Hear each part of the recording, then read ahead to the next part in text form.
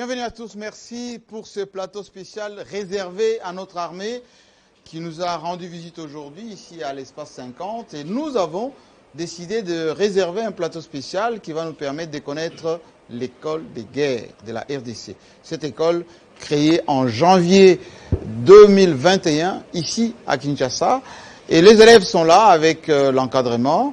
Nous allons parler, surtout vous présenter cette école de guerre. À quoi ça sert? Quel niveau? Cette coopération avec la France, qu'est-ce qu'elle va apporter au niveau de nos forces de défense et sécurité? Voilà, nous avons la chance d'avoir un professeur qui donne cours là-bas, qui va pouvoir nous éclairer un tout petit peu. Bienvenue à tous. Merci. Vous pouvez m'applaudir quand même, hein, parce que on sait que l'armée n'applaudit pas.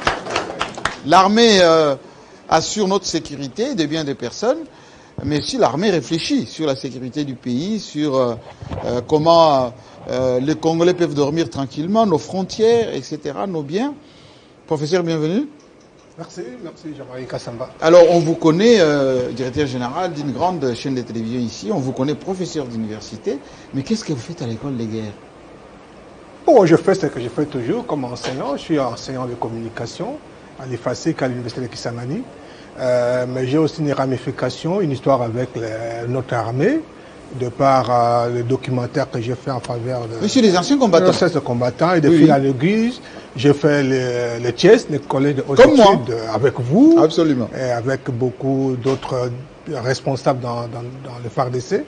Et c'est dans ce cadre-là que j'ai été associé à la formation des auditeurs de cette école de guerre depuis le début, depuis 2021. Alors cette école de guerre dont on voit d'ailleurs la signification derrière vous, les léopards, notre symbole de pouvoir ici en RDC, c'est quoi l'école de guerre? Pourquoi ça a été mis en place ici?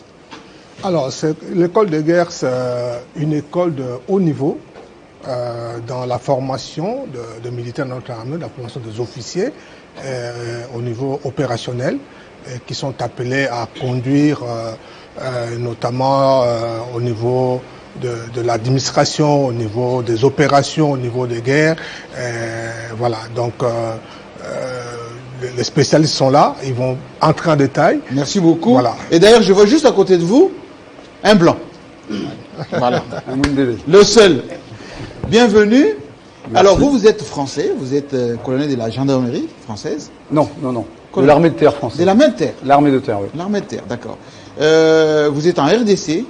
Et vous êtes au niveau de l'encadrement de cette école de guerre.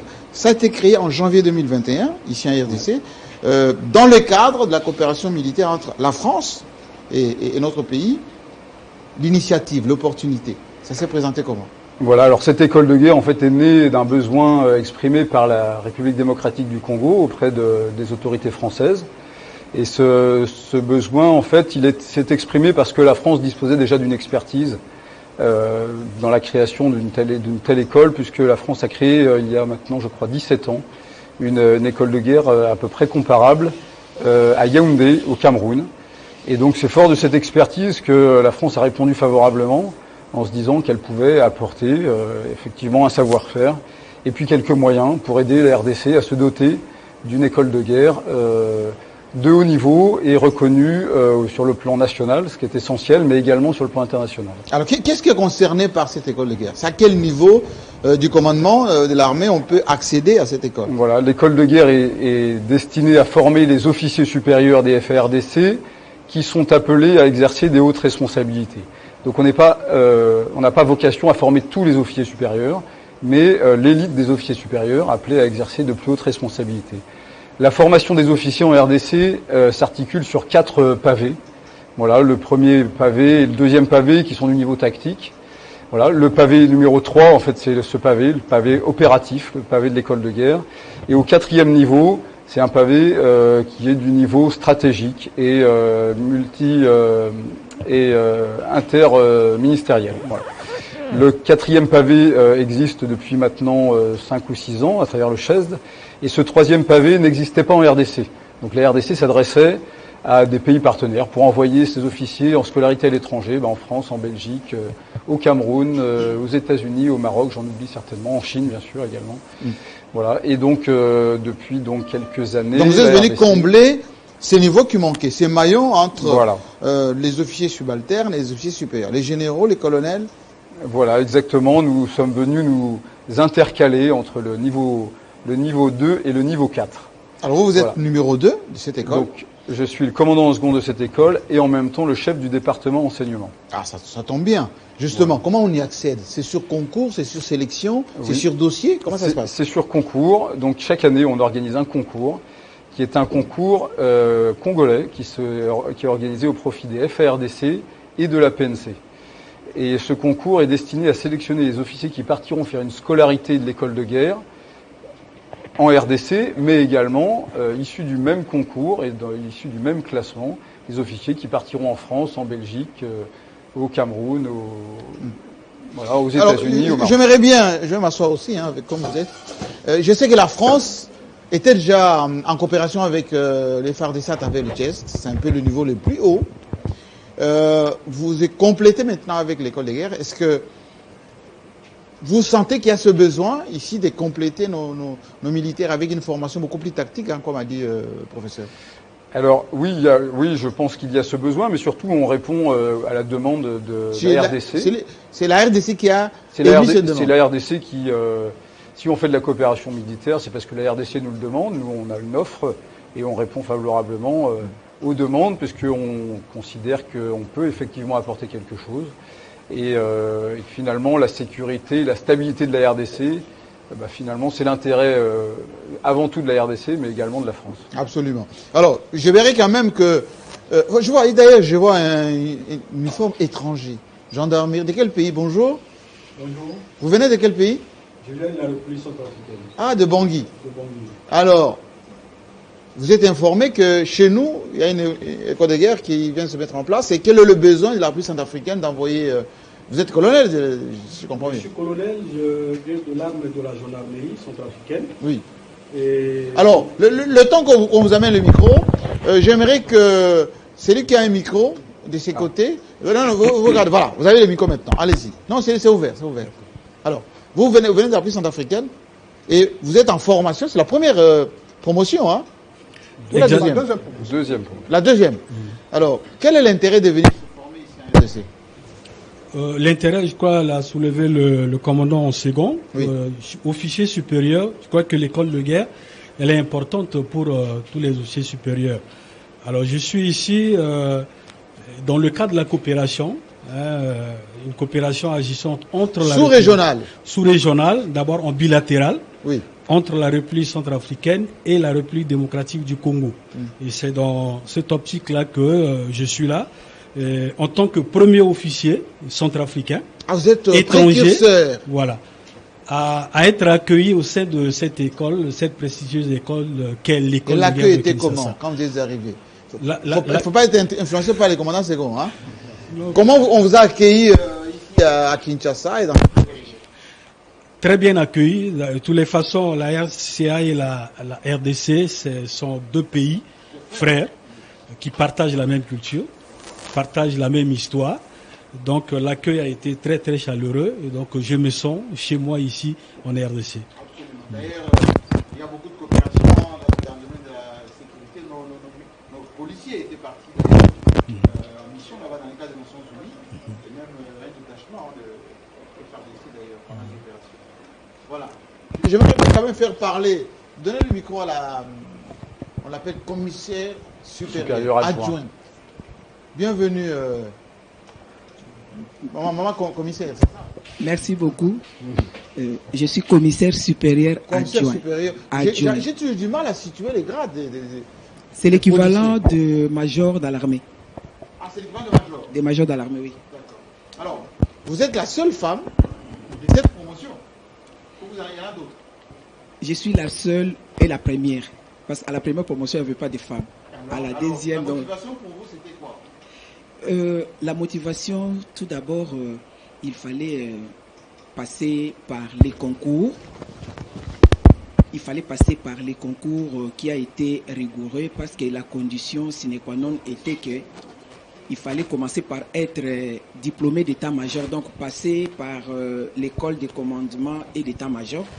Et moi, je suis de la 30e promotion de cette école.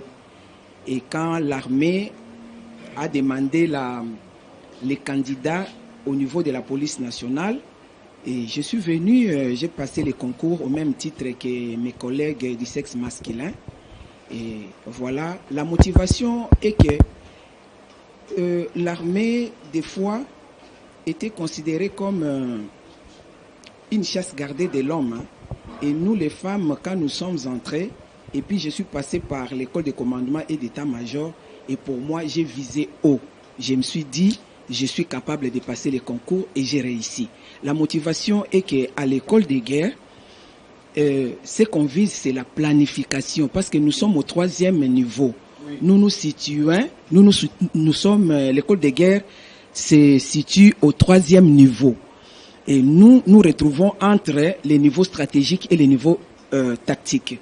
C'est à nous recevons l'ordre du niveau stratégique et nous planifions. Donc l'école de guerre est en train de former les planificateurs.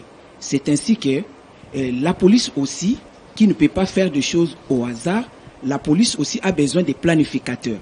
Voilà un peu la motivation, c'est de prouver de quoi est-ce que la femme ou bien la Congolaise est capable de faire aux côtés de l'homme. Alors, moi j'aimerais bien que vous nous expliquiez un tout petit peu, parce qu'on sait que notre armée, il y a beaucoup de femmes qui sont dans cette armée. Mais ici, c'est plus l'encadrement qui est formé, où vous avez aussi ceux qui vont commander les opérations de terrain. Hein, oui, donc les deux. Ceux qui seront formés ici seront sur le terrain pour commander parfois les opérations. Oui. Ou c'est seulement planifié dans le bureau. Non. La formation est assez généraliste, est destinée à assumer des responsabilités, aussi bien à la tête d'unité opérationnelle sur le terrain que dans les états-majors quinois, par exemple, ou les cabinets ministériels, etc. Et ces officiers pourront alternativement être sur le terrain ou dans les états-majors. D'accord. Alors, j'aimerais bien savoir les unités représentées ici. J'ai vu qu'il y avait des bérets un peu. D'ailleurs, il y avait tous les bérets.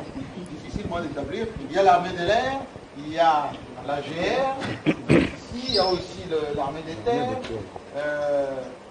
Et les fantassins aussi. Ouais, c'est ça l'armée des terres. C'est l'armée des terres. Vous êtes parmi les stagiaires. Oui. Les apprenants. Oui. Comment ça se passe? Ouais.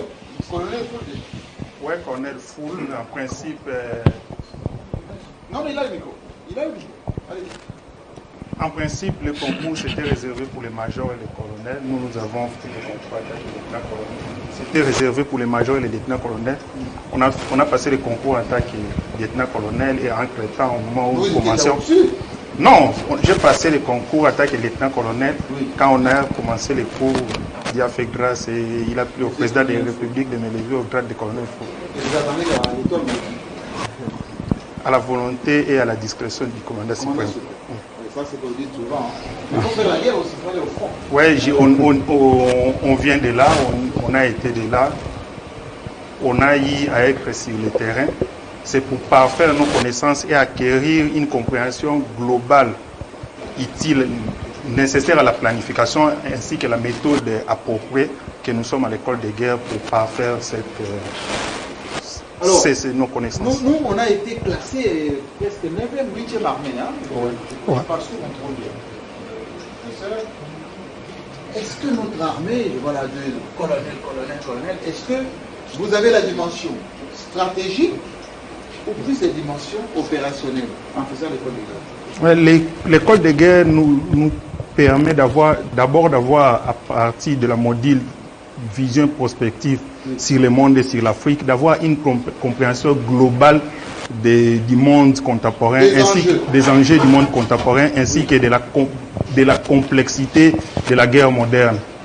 Et pour pouvoir planifier en toute quiétude, nous acquérons les connaissances liées à cette planification, c'est-à-dire la méthode globale de planification opérationnelle utile à tout planificateur militaire, des niveaux opératifs bien sûr. Merci beaucoup. Mon colonel, vous avez des micros aussi. Est-ce qu'aujourd'hui on peut dire, plus vous vous formez, plus on va avoir peur de nous RDC, en matière d'armée? Effectivement, il y a un besoin de formation dans l'armée. Oui. Et nous y allons petit à petit. Nous commençons, nous sommes la 2e promotion et nous espérons que d'ici là, les autres viendront. Il faudrait que l'armée soit professionnelle. C'est dans ce cadre-là qu'on est en train de préparer les militaires. Les fameux trois piliers là, le formation, cantonnement et quoi encore. Le trinôme FEC. Oui. Ok. Alors aujourd'hui, qui peut me rappeler un tout petit peu les écoles de formation chez nous depuis... voilà, j'aimerais bien. Il y a le micro qui se malade quelque part. Voilà, les micros là. Rappelez-moi un tout petit peu les niveaux de formation au niveau de l'armée. On sait qu'il y a IFO Kananga, il y a quelques écoles de formation, mais pour le commun des mortels qui nous suit en ce moment, qu'est-ce qu'on a comme type de formation? D'abord, il faut diviser ça en deux. Oui. Il y a une formation qui commence à la base, c'est-à-dire les recrutements des troupes, les soldats de troupes, dans les centres d'instruction. Les recrues. Les recrues. La RDC est à mesure d'emblée, je peux vous assurer déjà que la République démocratique du Congo est à mesure de former du soldat jusqu'au général. Le Tchèze, je ne vous en dis pas plus parce que vous y étiez. Avec les collègues, vous avez vu comment est-ce que nous sommes à mesure de former jusqu'à ce niveau-là. Quand nous parlons des recrues, donc nous commençons dans les centres des instructions. Différents centres sont disséminés à travers la République. À Moura, il y a Kamina, il y a un peu partout. En dehors de ces écoles du niveau un peu bas, il y a les niveaux des sous-officiers, les écoles des sous-officiers. Ils ont à Kamina, ils ont à Moura aussi. En dehors de cela, lorsque nous voulons parler des officiers militaires, nous commençons par Kananga, qui est... Les faux. Oui, le premier niveau. C'est ça le premier niveau même dans la chaîne. C'est une école qui date de longtemps, il faut... Depuis la Deuxième République, oui. les Belges nous ont légué. Ça, il y avait la fierté d'ailleurs d'être formé à Kananga. Tout le monde ou presque est passé par là. Hein. Enfin, ceux qui sont aujourd'hui en grade. Et c'est là où nous parlons du premier niveau. Et après cela, nous passons à l'école d'état-major, là où je suis encore professeur, à l'école de commandement et d'état-major qui est dans le même ancêtre du GESM qu'est l'école de guerre. Et là, c'est le deuxième niveau. Et là, on apprend la méthode d'élaboration d'une décision opérationnelle tactique. Le niveau opératif vient faire quoi? C'est quand ça a commencé, quand les gens ont créé la Russie, plus précisément, qui a commencé les niveaux opératifs, c'était pour réduire le temps d'émission des ordres en rapprochant des troupes, parce qu'il n'existait que le niveau stratégique et le niveau tactique. Maintenant, il restait un vide. Vu le théâtre s'agrandissait, il y avait du mal à rapprocher des militaires par la transmission des ordres. Il fallait créer un niveau intermédiaire. C'est dans ce raisonnement que la République, à travers les forces armées, la hiérarchie, qu'on a pensé, on ne pouvait pas rester du niveau stratégique et avoir les officiers du niveau tactique sans le pont. C'est pourquoi... Et ce pont vient d'être comblé avec l'école de guerre. Justement. Oui. On a comblé ce pont avec l'école de guerre. C'est tout simplement créer le niveau des officiers capables de transformer les ordres qui viennent du niveau stratégique, difficile à comprendre par les troupes, et on les transforme et on les envoie à qui? Et le niveau opératif, c'est qu'il faut aussi comprendre pourquoi la RDC, pourquoi les FARDC ont voulu intégrer ces niveaux-là dans les cursus de formation des officiers. C'était aussi pour essayer la mise en commun de moyens. Vous venez de faire le tour ici des stagiaires. Il y a les bérets verts, il y a les bérets bleus, il y a les bérets bleus aériens comme moi. Vous êtes de la force aérienne. De la force aérienne, oui. Oui. C'est dans le jargon militaire, je ne sais pas si dans les civils aussi on parle, les supporting et les supported. La mise en commun de moyens. Tous ces moyens-là. Les niveaux opératifs, c'est aussi la mise en commun de ces moyens-là. Il faut avoir alors les officiers capables de pouvoir faire la mise en œuvre de tous ces moyens, donc des opérations combinées. Voilà. Parce que c'est pas facile de mettre la force, de combiner les opérations de la force aérienne, force navale et force terrestre au même moment. Alors, la formation comporte combien de temps? Le timing, c'est combien de mois? Et c'est sanctionné par quoi? Il y a souvent à l'école de guerre. À l'école de guerre. Oui. C'est 10 mois. Oui. C'est 10 mois et c'est sanctionné par un diplôme de BEMS, qu'on appelle le brevet d'enseignement militaire supérieur. Ça vous donne droit à avoir un galon de plus? Ou c'est juste une spécialité de plus? D'abord, c'est réservé aux officiers supérieurs. Oui. Donc, ça ne vous donne pas droit, mais vous êtes éligible au cas où le chef de l'État, le commandant suprême, voulait avancer. Si vous êtes dans les critères, c'est-à-dire l'ancienneté et la fonction, conformément à ce que vous voulez devenir, là, vous passez. D'accord. J'aimerais un témoignage d'un stagiaire à qui on peut donner le micro, juste derrière vous. Trouvez-moi quelqu'un qui peut être un peu plus cool. Quelle est l'ambiance de formation sur le terrain? Ça se passe comment? Entre l'encadrement, les formateurs et vos collègues. Oui, merci pour cette parole. L'école de guerre, c'est déjà une école de grands. On est officier supérieur et chacun de nous sait ses limites. Donc l'ambiance est tellement bonne, claire et juste qu'on ne peut pas vouloir laisser facilement. Ce qui veut dire qu'il y a la théorie, un peu d'exercice, un peu de mise en commun des connaissances, des tests en cours de formation, comme ça se fait au Chest en fin de semaine, il y a souvent des cas qui sont exploités. Il y a de la théorie et il y a de la pratique. Parce qu'il y a plus d'exercices, même que... Donc c'est plus qu'au Chest. Nous avons plus d'exercices que plus de théorie même. Prof, vous qui faites de l'enseignement un peu dans ce secteur, qu'est-ce que ça apporte à notre armée, à part cette dimension, le maillon qui manquait, qui vient d'être comblé? Qu'est-ce que ça apporte? Bon, la dimension technique a été expliquée. Nous, ce que nous apportons, c'est la dimension communicationnelle. C'est des officiers de haut rang. Comme vous savez, un officier de haut rang, il est appelé commandement. Et comme ce sont des hommes de terrain, deux fois, ils sont appelés à être en phase avec le public, obligatoirement.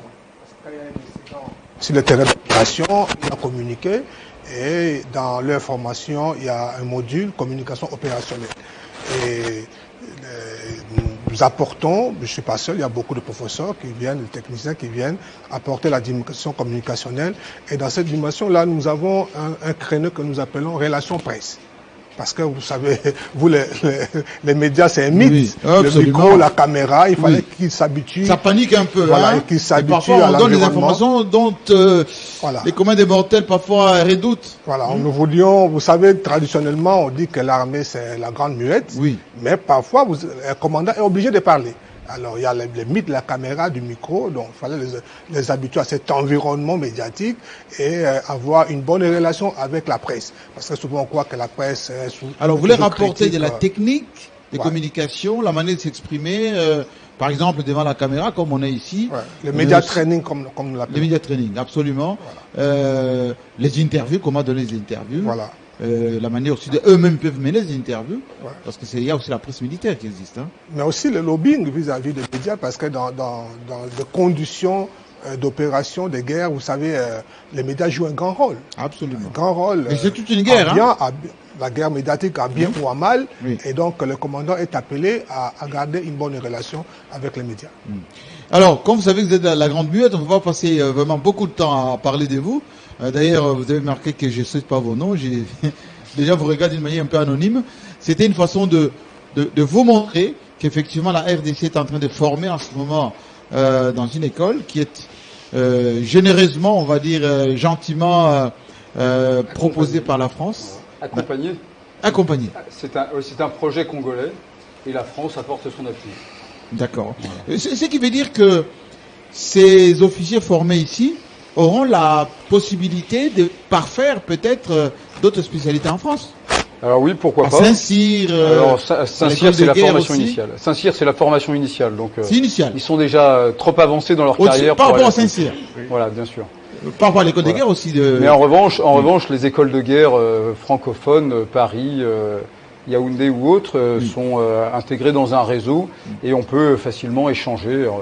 On espère l'année prochaine qu'on pourra envoyer des stagiaires à l'école de guerre de Paris et en recevoir des stagiaires de Paris. C'est ce qui veut dire que ces brevets, il y a un équivalent au Cameroun et l'équivalent en France. Voilà, exactement. Le plan, exactement, et ça on y tient beaucoup. On tient beaucoup à ce que notre formation soit reconnue au niveau... Labellisée, on va dire. Labellisée, exactement. Voilà. Écoutez, je ne vais pas vous retenir longtemps. Je vais tout simplement demander encore un petit témoignage voilà, madame veut... Allez, donnez le micro. Quel message vous transmettez en ce moment à vos collègues, notamment de la police? Vous êtes en tout cas la seule de la police que je vois ici, par rapport à cette école. Avant de transmettre les messages, je vais dire que c'est qu'on peut aussi soulever et qu'à l'école de guerre, on n'enseigne pas que la stratégie. L'art de la guerre. Il n'y a pas que ça. Tous les grands professeurs que vous connaissez, à l'école de guerre, ce n'est pas n'importe qui peut dispenser cours. Ce sont des professeurs ordinaires que vous connaissez qui donnent cours. Le cours enseignant est, oui, est mieux loti. On est vraiment outillés, même avec tout ce qui se passe dans le monde, l'actualité. On est formé. Et même la géostratégie, c'est ce qui se passe en Ukraine avec la Russie, on vous fait un peu de la revue de presse pour savoir les dessous de ce qui se passe. Tout ce qui se passe, donc nous, on est capable d'analyser. On est, même si nous sommes des muets, oui. Mais l'armée traditionnellement des muets, mais nous sommes des analystes. Absolument. Ok. Et ça tombe bien parce que nous sommes aussi au mois de la femme. Oui, le mois de mars. Au mois de mars, au mois de la femme. Moi, je vais demander à toutes les femmes diplômées d'état-major de l'armée ou bien de la police de se présenter au concours. C'est une grande formation. Il est difficile ces concours. On peut savoir les contenus, peut-être, avant qu'il continue ces concours. Oui, quelles sont les matières? Donc le concours se passe en 2 phases. Il y a une phase d'épreuve écrite et puis ensuite un oral. Épreuve écrite, il y a 3 épreuves.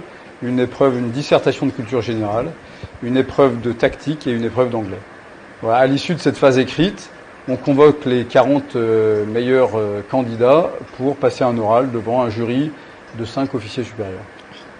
Pour un oral de culture générale à nouveau. D'accord. Vous avez peut-être quand même un mot à ajouter, mon colonel? Donnez-moi, madame, vous avez fait un petit mot par rapport à l'école. Oui, bon, je crois que tout a été dit, mais sinon, c'est une école de haut niveau, comme vous-même vous êtes passé au Chest. Vous avez compris qu'il fallait ce niveau, avoir des niveaux de conception et de planification des opérations sur le terrain. Donc voilà le rôle que tous ces stagiaires et les apprenants sont appelés à jouer. Merci beaucoup. En tout cas, bien de bonnes choses à vos compatriotes de la République centrafricaine. Vous êtes précurseurs, il faut qu'ils suivent entre votre exemple. D'autres pays sont les bienvenus aussi, ici en RDC. Oui, professeur. Je voulais préciser par rapport à ce que madame venait de dire, l'intérêt d'intégrer la formation universitaire à l'école de guerre. Déjà, vous savez, l'école de Kananga, lorsqu'on sort de là, à l'EFO, on est gradué. L'équivalent pour nous, les civils, c'est que au-delà de l'art militaire, ceux qui sortent de Kananga sont gradués en sciences sociales et militaires. Et ceux qui sortent de l'école de guerre, ils ont le niveau de master. Master? Ouais.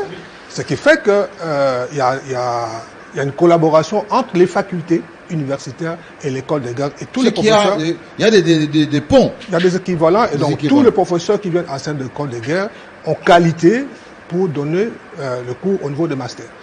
Très bien. Voilà. J'aimerais en tout cas remercier le général Mouland, qui est le commandant de cette école, qui est un collègue à moi de Chest, bien sûr, s'il vous plaît. Et puis, il devait être avec nous. Vous savez, les généraux de son rang sont appelés à beaucoup de fonctions, surtout que le commandant suprême est de retour ici à Kinshasa depuis ce matin. Cette émission sera rediffusée plusieurs fois. Ça vous donnera la possibilité de tenter votre chance à la première promotion. Vous serez un peu plus corsé encore. Voilà. Et puis que la France nous ajoute encore un peu de l'expertise parce que la RDC en a besoin. Merci beaucoup. L'émission est terminée. On va être off maintenant. Et on va permettre à ceux qui nous suivent à travers le monde de revoir cette émission, de poser des questions. On vous transmettra à l'encadrement de cette école. Merci. Applaudissements. À très bientôt. Merci à vous.